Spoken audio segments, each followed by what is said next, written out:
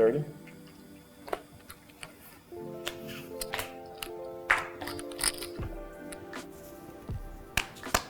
Nope. Why?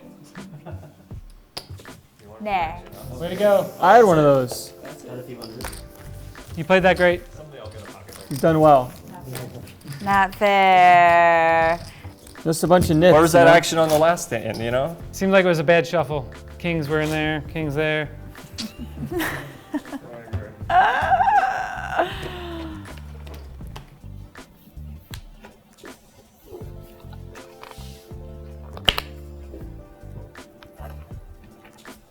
All right, so ask and ye shall receive. We bemoaned not getting a pair for just long enough that we get one. Still not a ton to say here. We'll still be using the same open size, but we just have a better hand now. 30.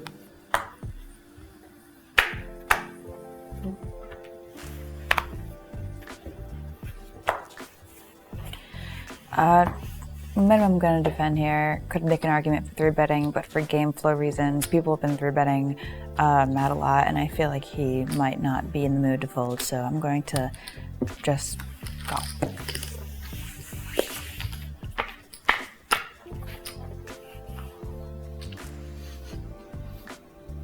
Sure. So maybe not the board I was dreaming of, but it is a pretty good board for range. I'm gonna have a pretty big advantage in terms of the king X I have, and so therefore I'm gonna be betting a really large portion of my range, mostly for a pretty small sizing on a relatively, it's not totally static, but it's a relatively static board, and particularly when I hold the hand I have, I block a lot of the hands that can either sort of make the nuts on more dynamic turns, and I can also make the nuts on some dynamic turns. So I'm gonna go for a small sizing here, and plan to probably get 2 streets of value if I remain unimproved. 25. Not my favorite spot, not my favorite hand. It's gonna be pretty hard for us to realize our equity here, but I am gonna call one more.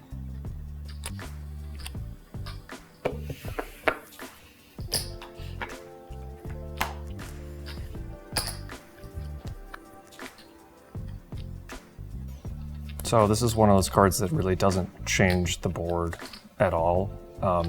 I think it's worth considering checking back here to get our last street on the river, but I think that the bet check bet line is so underbluffed, and we block a lot of the hands that she might want to turn into a bluff on river, that it's better to keep going for value more now rather than wait for the river. And you know, some cards we're going to continue value betting probably. The only thing I'm unsure of right now is what I want my sizing to be. I think something in the neighborhood of half pot is pretty reasonable, just as more of a catch-all size. But I'm frankly not positive what size is sort of best, so that's why I'm kind of hedging to something that like probably isn't that bad, no matter what actually is best.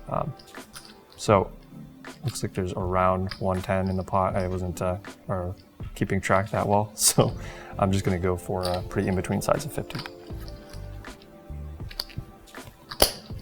50.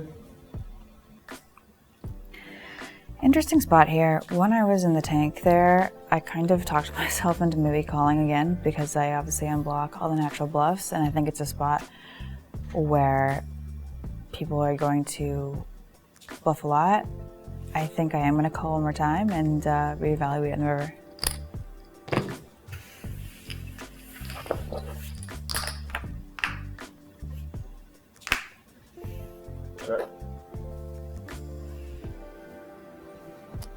So it's not that she can never show up with a king here, but I do think that, especially with our hand, blocking king, queen, 2 kings being on the board, and way more 10x being in range in this big blind defend spot than there might otherwise be in some other spots.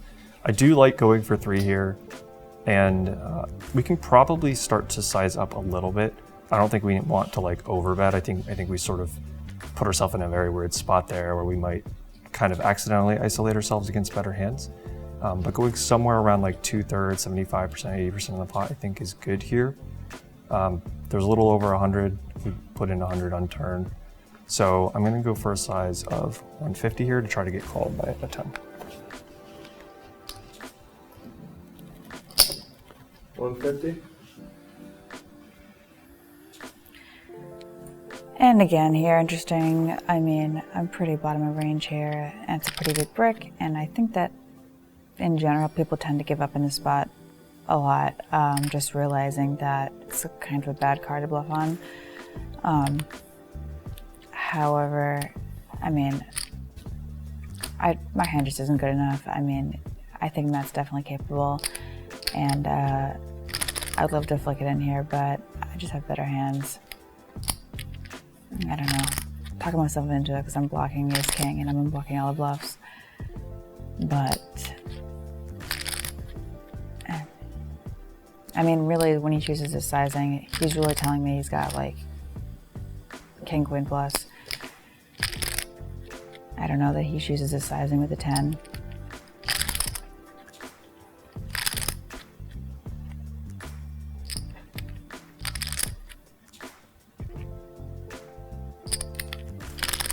Talk myself into it.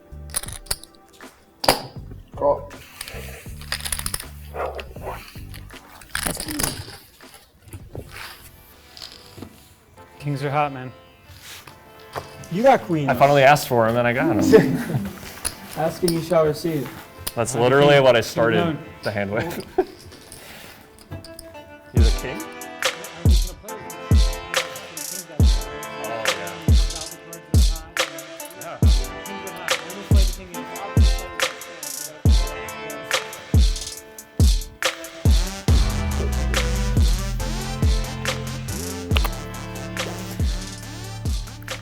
So we're not gonna get roped in by Landon telling us we're playing our rush. We're just gonna let it go. Discipline, discipline. I'm surprised you folded. Another spot that we get to raise on the button. Jack 9 off is fine. We're probably gonna expect to see a check raise and probably defend. We'll see. Or a 3-bet, I mean, whatever. 30. I have obviously a marginal hand, but I don't mind tossing in $25 and playing a pot with Ethan out of position here. Definitely not going to do anything other than fold or call, so we're going to make the call.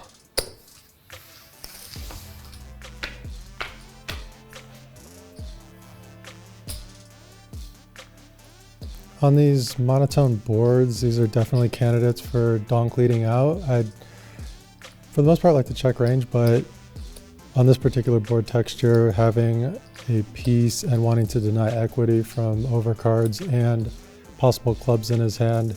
Also the fact that I'm protected from I can actually have flop flush here, so I expect him to proceed with a call the majority of the time and not over bluff in this spot. Even though his shirt says folding is boring, I think it's a good spot to bet here and get some calls from overcard clubs and basically get value and fold out the hands that have decent equity that he'll easily fold for 1 bet. Don't need to bet too big either. There's $65 in the pot. I can go around 60%, 50% pot here, so I'll go for $35 donk lead here. So I find this very interesting. Seeing him lead out here on this board. I don't remember if I even have a club, I don't. So yeah, we have a really easy decision, but I feel like, just curious as to what hands he's donking out here with. I feel like it's usually super strong, but I have no idea. Maybe a flush, but whatever. We got absolutely nothing, so we're out.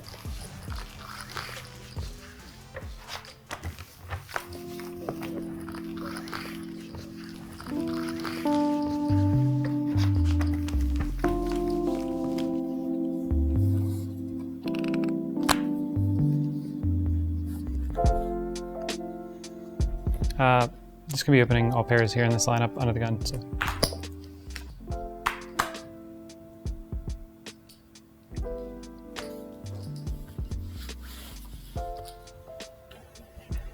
All right, so obviously gonna 3-bet here. Not gonna go huge. I'm on the button. He went under the gun.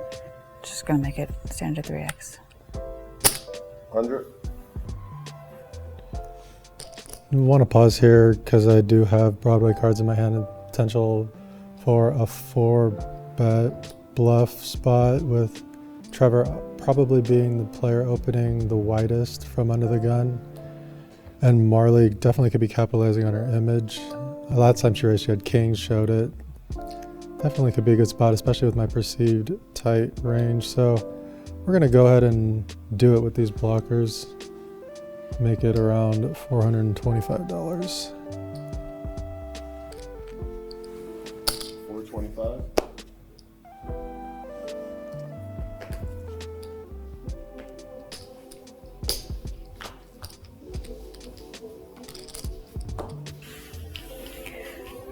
All right, so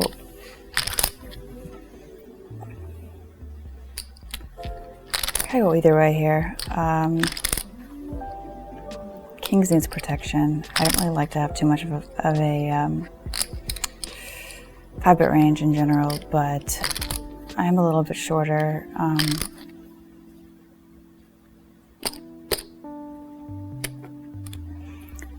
Starting the hand with about 1,700. I think I am just gonna rip it in here. Definitely can have some flat traps with aces or whatever, but I think our hand's just a bit too vulnerable, and I'm going to just go all in to get value. All in. All in.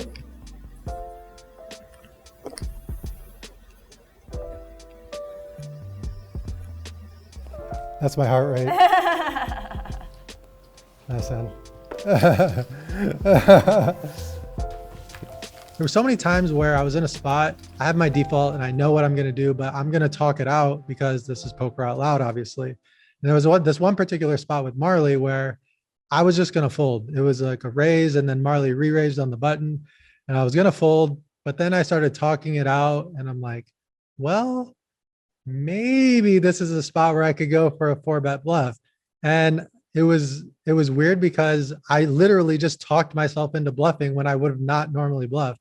Of course, Marle had kings and basically punted off pre-flop there. And then once I made that 4-bet bluff, I got really nervous and I could feel my heart like beat, and I was like trying to calm myself down. So I was like, let me look at my heart rate and even see what it is. And it was like 120 something, which was pretty high, obviously.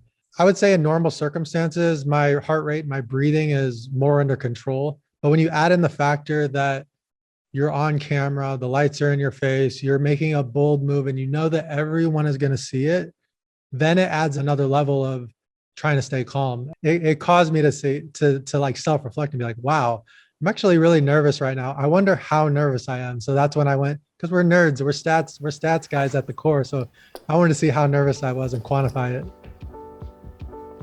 All right, so small pocket pairs, we haven't really been 3-bet at all when we open under the gun, so I don't know. Let's just hit a 3 on the flop. 30.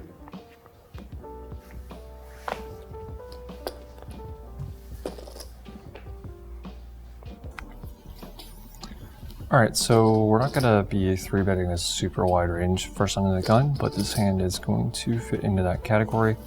I think in position, I'm just going to be using a 4x-ish size. Seems to be sort of what people are going with standardly, so that's what I'm going to go with here, and probably decide versus 4-bet. 25.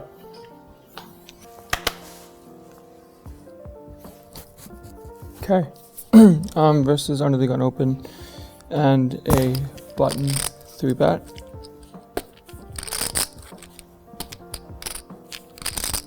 We're just very easy cold 4. I'm just thinking of sizing. We started 200 big blinds deep. He made it 125.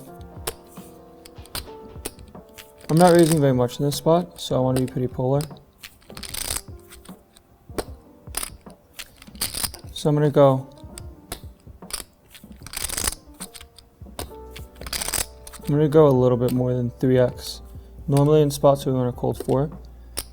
you would cold 4 like 2.2 in position and then like 2.7, 2.8 out. But in this spot, 200 big blinds deep, we're gonna go a little bit bigger than that. So we're gonna go 375. Whew. Feels fun to cold 4.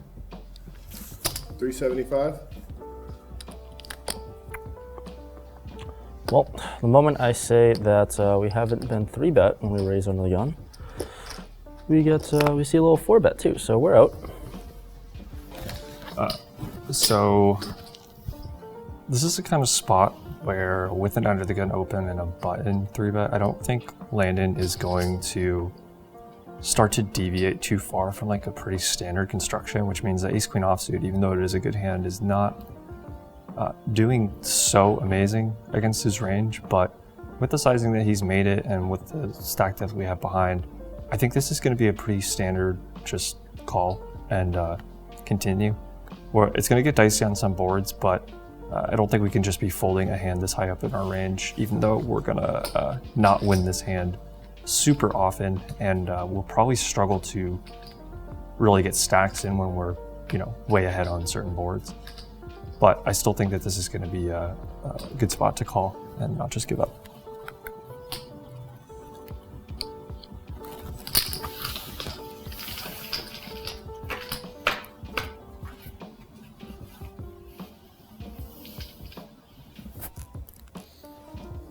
Okay, so at first glance it looks like this flop sucks for us, and it's true, it does, but it's good for our overall range because most of the hands that I'm going to cold 4 contain an ace in them, mostly being ace king, ace queen suited, and then some small amount of ace wheel, like ace 5.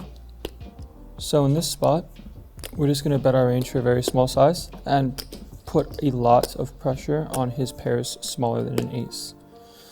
And he is going to be trapping here a lot with aces because obviously he blocks ace king twice, so if he jams he's probably going to get a fold from me. And the only thing he's really fading when he has aces in his hand is an ace on the flop, because obviously with kings and queens, like the hands I have now, it's going to be quite annoying. So with the amount in the pot, I'm going to choose around a 20% sizing, a very small bet. And if there's 370 times 2, 740 plus the open, so there's like 800 in the pot. I'm just going to go for a very small bet here and go like 170. I think 170 is going to be pretty good.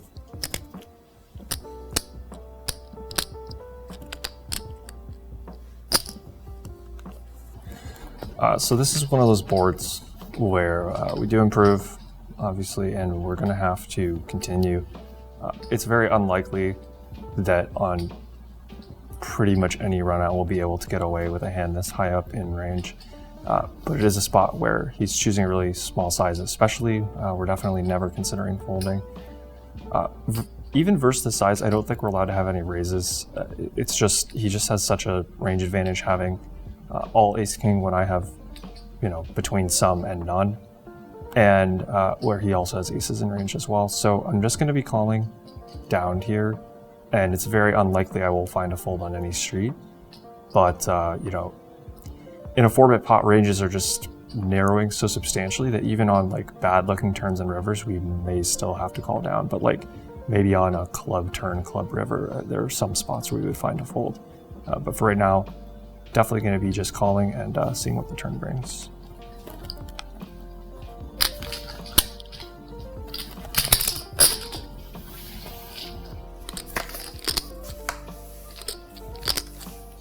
Okay, so on this turn, we have queens with no club. Very easy check. I would check a lot of my range here, just because when the ace is on the board and the clubs appear, he's going to have a lot more hands that contain flushes than I do, because the only hand that I would probably cold 4 in this spot that would be a flush would be king queen suited. So because of that, we have to check a lot. I would also check aces and ace king with the club. I would check aces and ace king without a club. And basically, we're at the bottom of our range besides having a hand like 10s and jacks. I think I would 4-bet 10s in this spot just because kind of how like the game's been playing. So in this spot we have a pretty easy check, and I'm gonna be very protected on this turn because I'm just gonna check all of my strong hands as well. Check. So I was pretty sure we did not have a club here, which is somewhat relevant now that the third club is on board. It's important to note that Landon is probably range betting flop, meaning he's betting every single hand that he arrives at the flop with. And that means that he has, a fair few hands that have showdown value, but aren't an ace, hands like kings through maybe tens or jacks. I think the issue with checking back here is we don't have a lot of clarity on what cards are good or bad. We allow a fourth club to roll off, and that's sort of problematic. Issues with betting are that we still don't have any kind of like massive range advantage. I think he may check some very strong holdings here as well. But we're still sort of in this conundrum where we have a hand that's pretty darn close to top of range now. The only real better hands that we have would be hands like maybe king, queen of clubs, stuff like that, or ace x with a club that has more equity. And those hands are much less vulnerable. So I'm more inclined to bet this hand, even if it's sort of small, just to make sure that we're not allowing free cards to roll off. We're getting a little bit of value out of second pair. I believe the pot's about 1120 now. So with the SPR that we have, there's like something like 1600 behind. It's a little bit unclear what size we should choose. We could go for something pretty small, try to price in some of those weaker hands, but the ones with a club are getting such a great price that I'm a little conflicted. I think going something like 300 to allow for a river jam, theoretically with certain parts of my range, is pretty reasonable.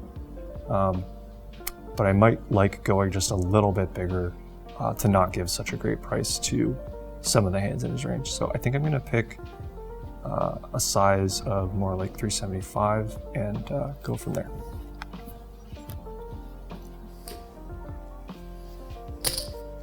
$375. Yeah, we have a very easy fold with this hand. His bet size is really good. He's just basically pressuring my entire range, and he doesn't have to bet that big because the hands that he does decide to bet, if he chooses to bet, are going to be flushes that he has, like the suited broadways that he might get a little bit sticky with pre, and he would just have some sets. Like we'll just basically, he'd have eights here, but not at a high. He'd have aces here more than he'd have eights. So if I had a club here, like queens with a club, I would call because we're just drawing. We're getting too good of a price. And without a club, it is a very easy fold. And I'm going to be okay with folding because I have a lot better hands in my overall range. And it's quite painful, but.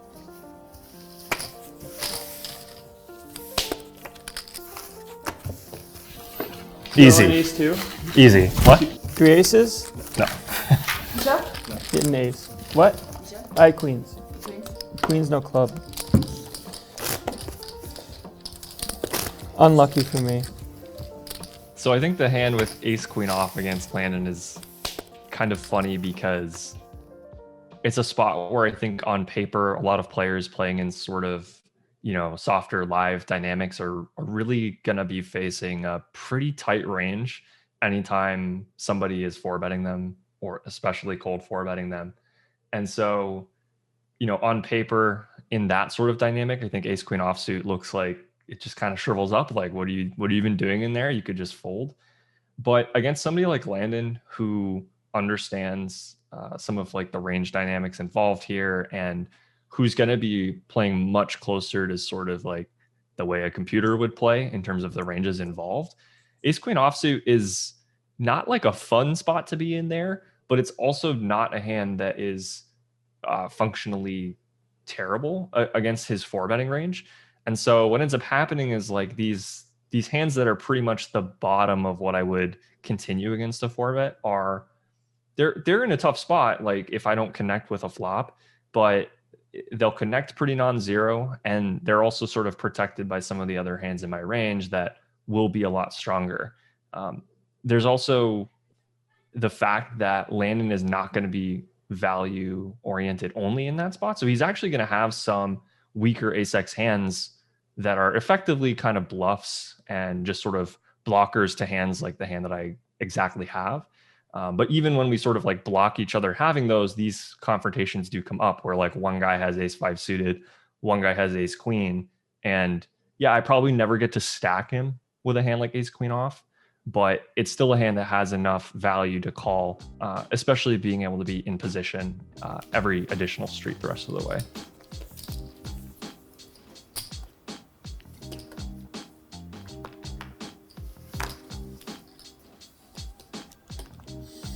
So because there's no rake, I do want to have a limping strategy, and this hand kind of fits nicely into a limp fold. So that's what we're going to do. Oh, all right. Well, yeah, we have a really horrible hand. A little octo crab going on, offsuit. We'll see a flop.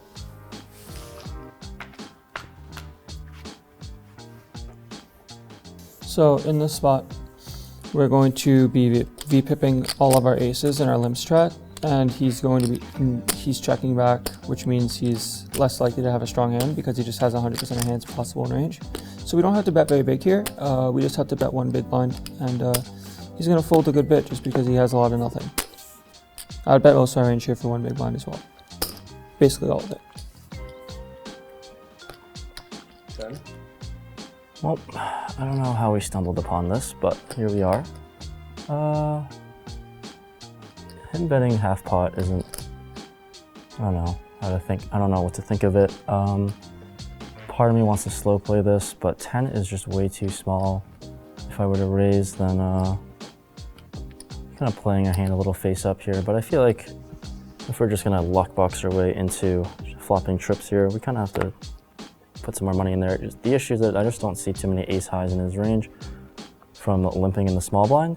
So sometimes can have spade draws and we can charge for that, but I'm gonna go and slow play this for now and just call.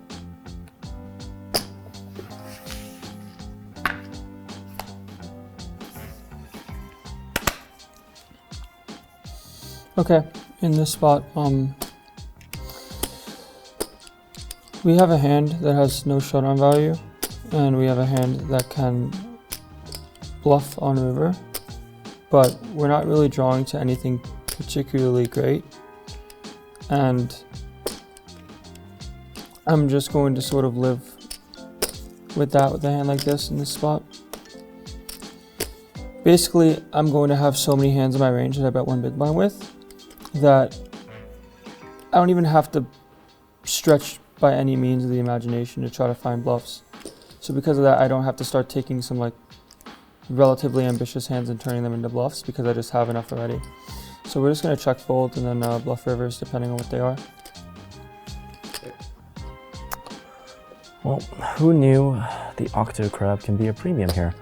Him checking isn't ideal. I guess like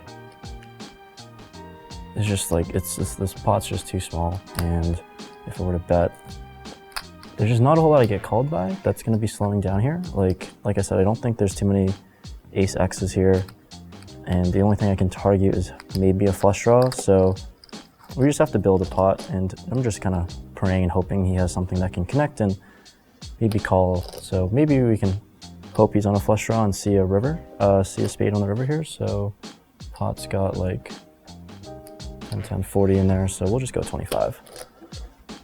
25?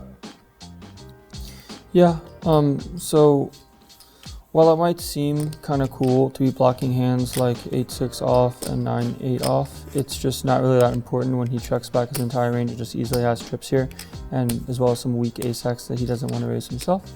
And we don't have to really reach that hard to find calls, so he's just going to fold, he's going to win.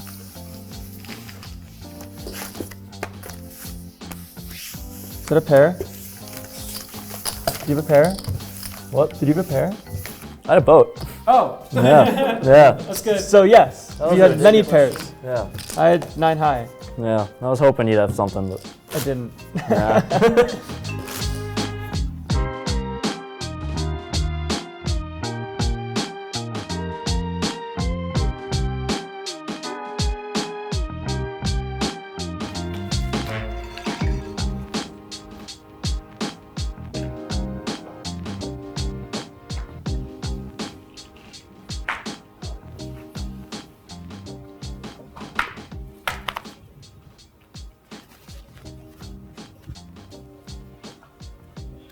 So like I said before, I'm not going to be doing lipping, and I'm going to open this hand, and I'm going to open it a bit bigger.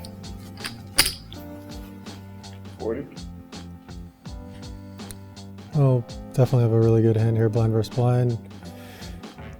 She makes it a little larger than normal, which is fine. 4x from the small blind. Definitely could play my hand as a call or a raise.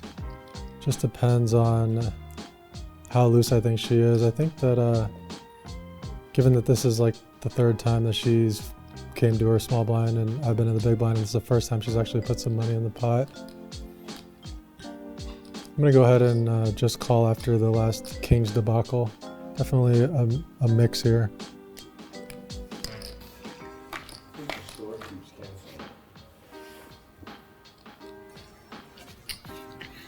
Okay, so definitely have to play very cautious in this spot. I obviously have the nut low, no equity, but it's not a good board for me. I'd probably just fold a lot of hands that have a pair, like a lot of my deuces and threes just fold pre, and just look away. In blind versus blind pots and monotone boards, you just need to play pretty passive. So I'm gonna start with a check, go from there.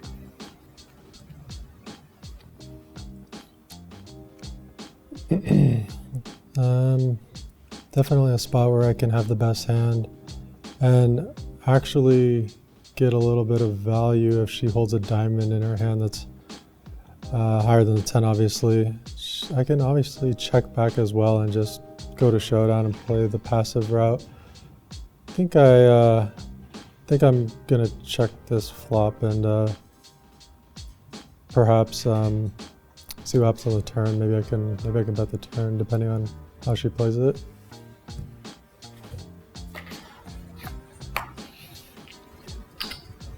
All right, so he checks, and I think this is probably a good time to start betting. I do block a lot of the 10s. Not that it really matters much. I mean, you can just have like any Broadway 10. I mean, honestly, my hand's just so bad. I don't know. I'm probably gonna have to fire 2 bullets. He's probably not gonna fold ace high to 1 bet.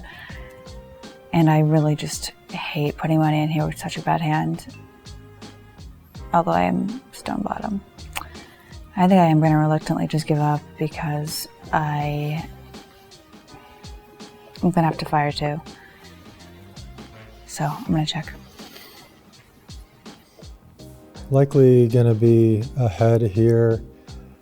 In the event that she does have a hand that contains the ace of diamonds or the king of diamonds, could probably bet really small here on the turn and have her call and squeeze out the tiniest of value here, expecting the river to go check on bricks.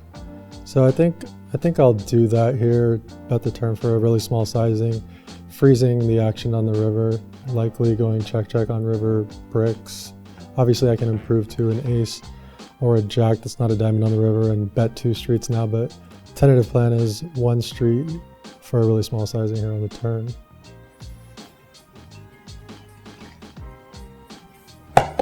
$25. And obviously, we're at the nut low here, not bottom of the range, so I'm just gonna fold.